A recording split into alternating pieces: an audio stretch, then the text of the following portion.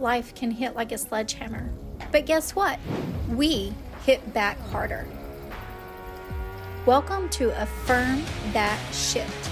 Somehow I thrived. I'm Jennifer Rogers, your no BS guide to turning life's toughest moments into badass victories. Ready to flip the script? Let's affirm that life can be a bitch, but somehow we thrive.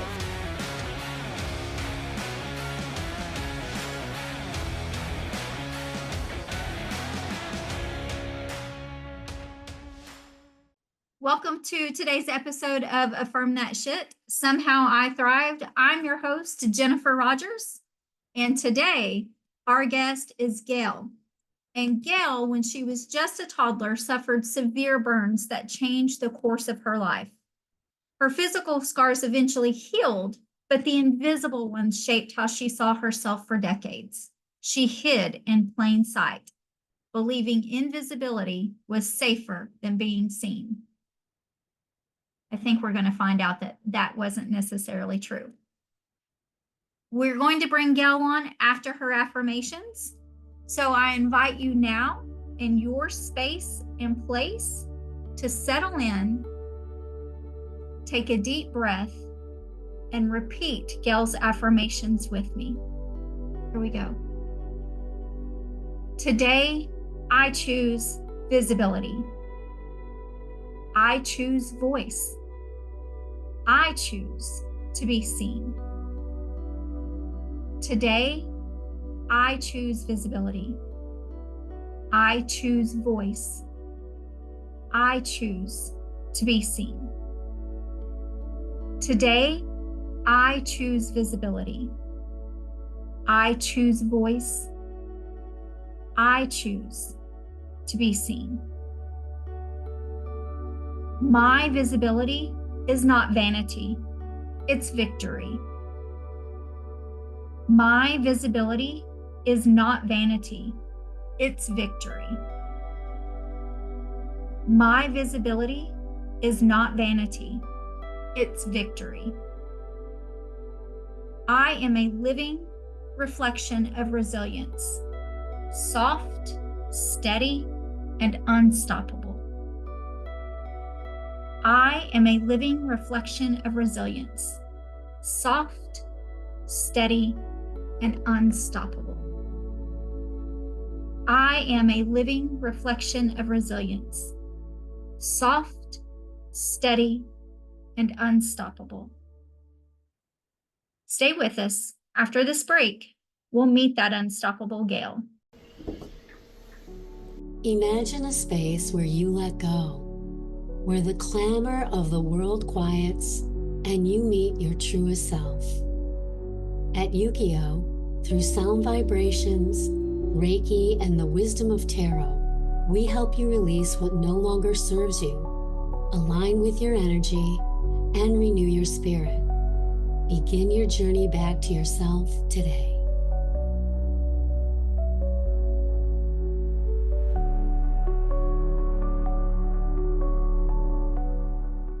Good morning, Gayle. Thank you for joining us today on this episode of Affirm That Sh. How are you? I'm great, Jennifer. Thanks so much for having me as your guest today. I'm so excited to be here. You are welcome. And I know for our listeners and viewers, I only met Gayle right before we began recording of this episode.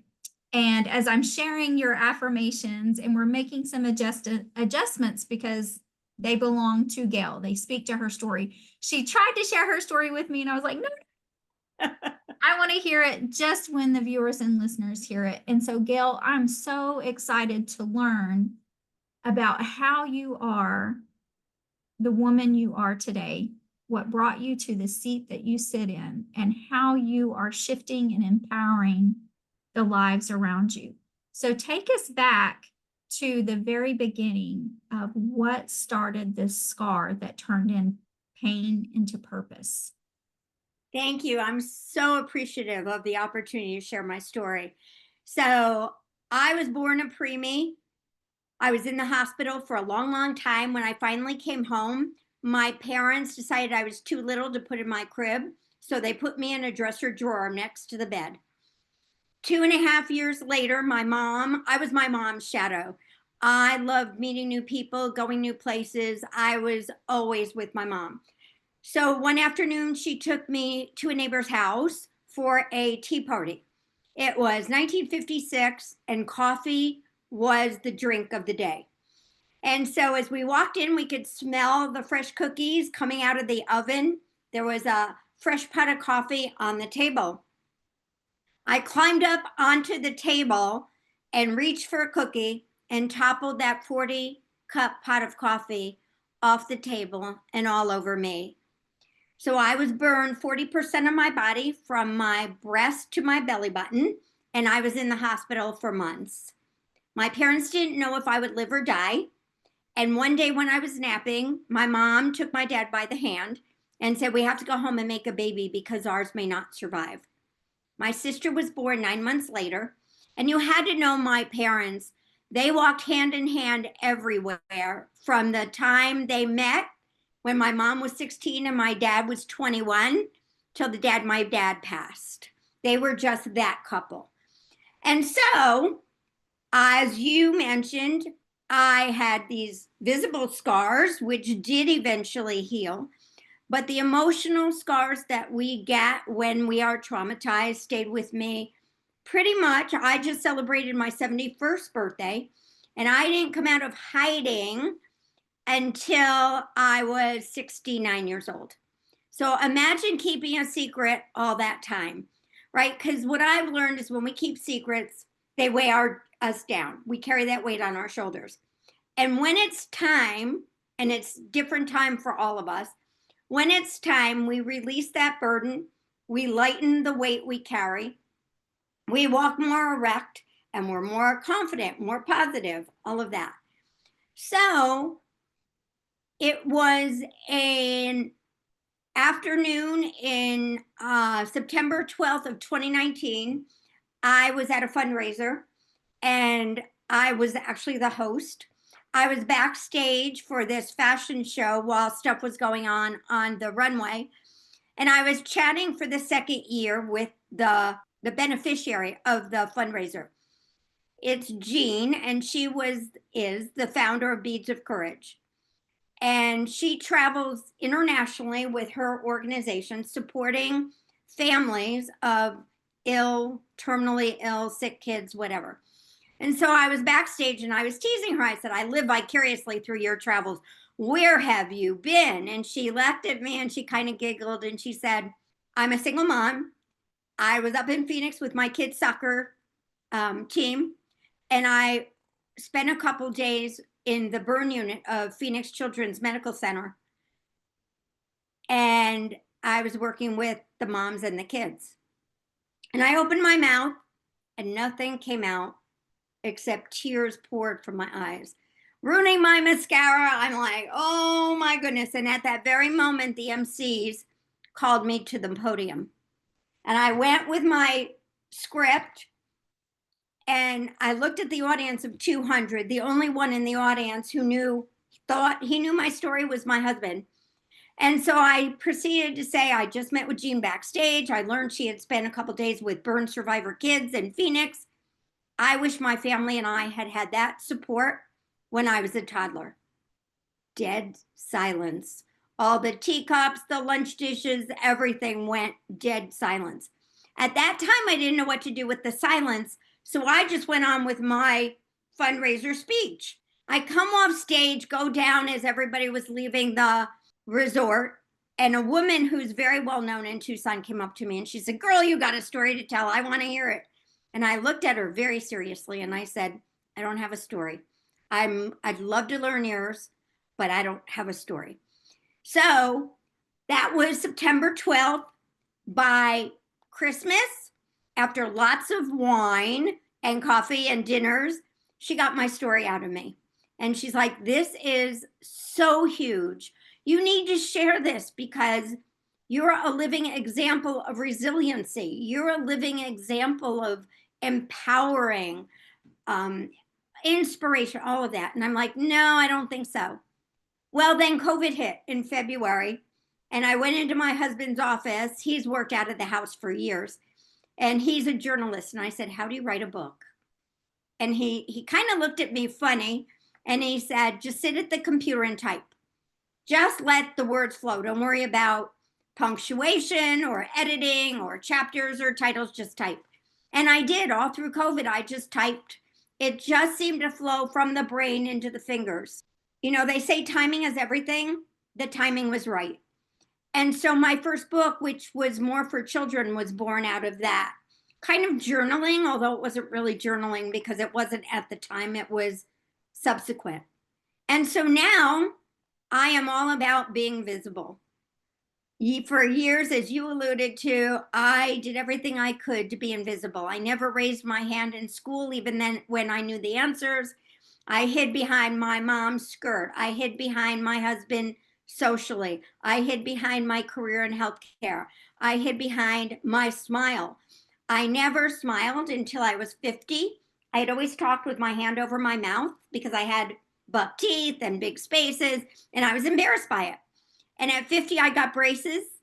And when they came off, this smile is shared with everyone very intentionally, it's empowering. I love it because I've learned by sharing my smile, people share their smile back. And Gayle, Right? I want to because that's a great analogy for what you've been through in life. This braces kind of hid, some work that you felt you wanted to have done. So I can imagine you having those scars of your body and hiding, like you said, hid behind the smile. I hid behind the clothes. And we know, especially as women, when you're growing up and you hit those teenage years and it's, dating season and it's marriage season and, what am I going to wear? How am I going to cover this? So all the things that you were feeling physically combined with what you were going through emotionally and mentally and fighting that. And for you to even say, I didn't raise my hand, I meant those burns took more than just your skin. They took you for a long time. And for you to end up in a room, in a conversation with someone, for Jean to give her credit right before you go on stage, talk about life-changing frequencies coming together in a moment. And so you had an opportunity to write this story down because you do have a story. You hear everybody say, oh, everyone has a story. You have a beautiful story and you hid that away for so long. And you've said yourself, I hid in plain sight. I'm right here, but I'm tucked away. So I want you, you had these little drops of courage and confidence put in by others that says, oh, you have a story. Let me hear it. Here's your husband. Just let it flow. But when you sit back and you think about, I don't have to hide anymore. What was that moment where you said, this is it. This is me, Gayle, and here I am out to be visible? Yeah, so it's very interesting the trajectory of that. It was very slow. It was not like wake up one morning and, oh, here I am. How do you like me so far? It was, Well, no, because age 2 to age 69, that takes a little bit of time to get there, right? yes, it did. It surely did. And yes, I owe a debt of gratitude to Jean, but also to Kathy, who was the woman in the audience who got that story out of me. And then my husband, who very gently, all the years we've been married 45 years, so we kind of grew up together. He softly pushed me all those years to build the confidence so that when I was ready to come out of hiding, I was able to come out of hiding. I felt comforted. I felt supported. And one of the reasons I think I hid was because we anticipate that by sharing something so personal, we will be judged. And I'm sure that played a part in it. And as I started to tell my story, I learned I wasn't judged.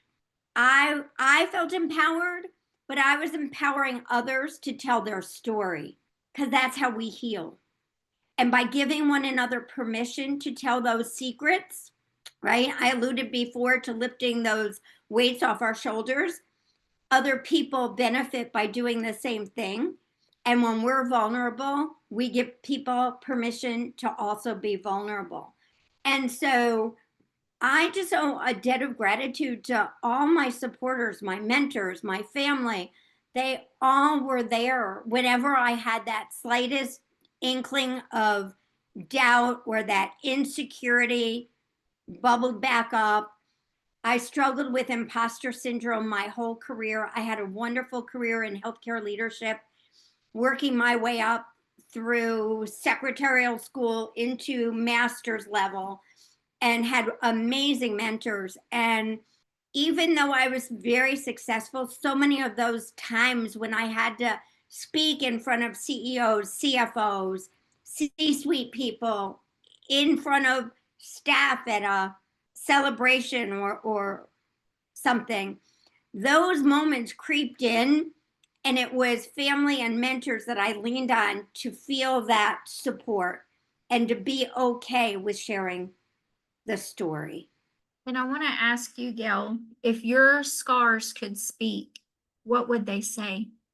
That's a really interesting question, Jennifer. No one has ever asked me that.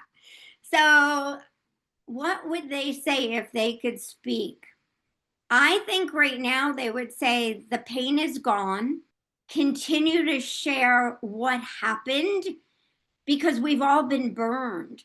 We've all been burned by something hot, right? When we taste that first cup of Starbucks coffee in the morning, we all get burned by something someone says that's unkind. And so when I tell my story, it resonates with people because they see their story in mine. And so I think that's what my scars would say. The pain is gone. Move beyond me, your scars, and let your true person, your authentic being shine.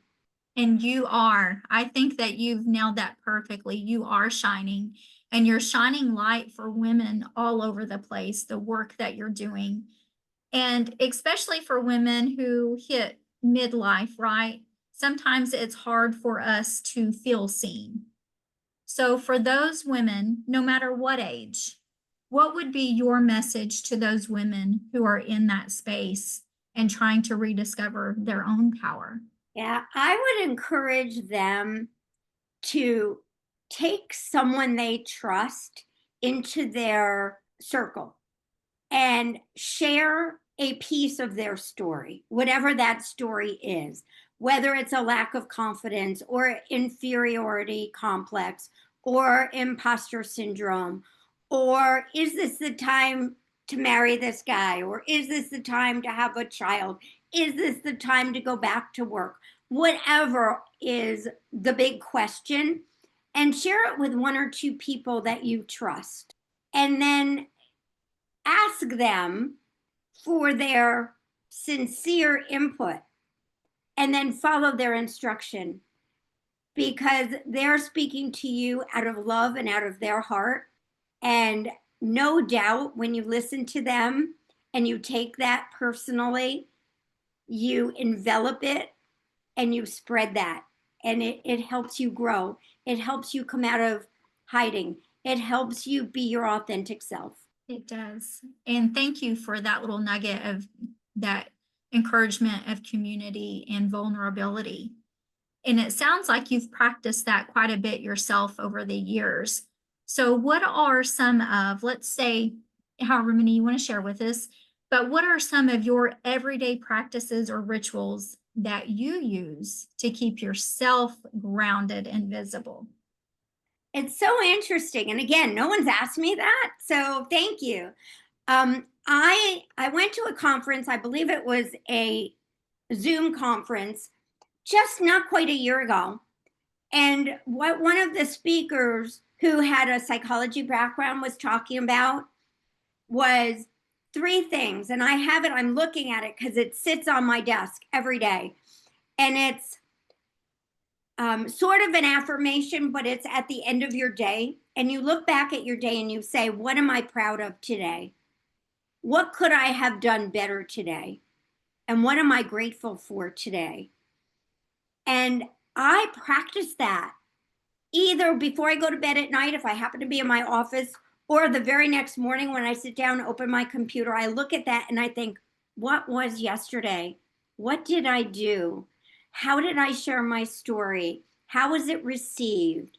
Who may have been inspired by it? What could I have done differently? And many, many times, because this is fairly new to me, I realize I could share more deeply. I could share sometimes when I haven't taken the opportunity to. So that invisibility, I would say that's probably my biggest struggle now, is to put the prior life behind and put the visibility front and center. And when you say put the prior life behind, have you given yourself that space to grieve that prior life? I am. I'm in the process of doing that. I have a friend who's a death doula, and she and I talk about that.